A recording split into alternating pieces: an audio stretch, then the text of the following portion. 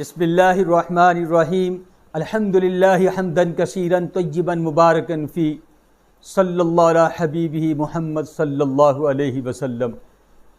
नबी करीम सल्लल्लाहु अलैहि वसल्लम की एक हदीस बहुत ज़बरदस्त हदीस है। अपनी ज़िंदगी में इसे शामिल भी करें, अपनी ज़िंदगी में इसको याद भी रखें कदम कदम पर। अल्लाह के महबूब सल्लल्लाहु अलैहि वसल्लम ने फरमाया कि जो मुसलमान, जो मोमिन किसी भी मुसलमान को परेशानी में देखे, कोई हादसा में देखे या किसी भी गुनाह में देखे, आपने उसमें ठट्ठा, उसका मजाक नहीं उड़ाना।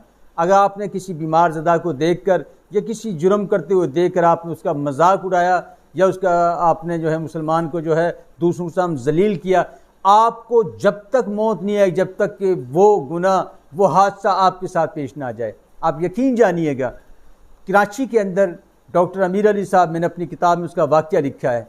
इसी तरीके से अपने रिश्तेदारों में मैंने एक वाक़या देखा कि मेरे अपने इलाके के अंदर एक शख्स ने, मैं उस महफिल में मौजूद था, एक औरत पर तोहमत लगाई कि ये फ़ला वक़्त में मैंने इनको देखा है, जबकि वो औरत वहाँ मुलव्वस नहीं थी, लेकिन अपनी तस्कीन, अपने मज़ाक में उसने ये बात 4-5 लोगों के सामने की। तो मैं गवाह हूँ इस बात का। मैंने उसको एक हदीस, ये नबी पाक की हदीस बयान की, इस पर भी उसने मजाक उड़ाया। मैंने कहा अब आपको मौत नहीं आएगी, खुदा की कसम में खाकर कह रहा हूँ। ये मेरे बहुत से रिश्तेदार इस वाक़े को जानते हैं कि उस मजाक उड़ाने वाले की बेटे की शादी हुई और उसकी बहू चंद दिनों के बाद भाग गई।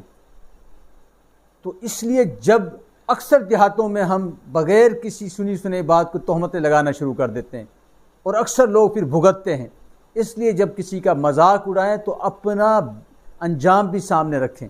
गुनहगार भी होंगे और आपको उसमें परेशानी मुब्तला भी होंगे। बस अल्लाह पाक हर मुसलमान की हिफाजत फरमाए, ईमान की हिफाजत फरमाए।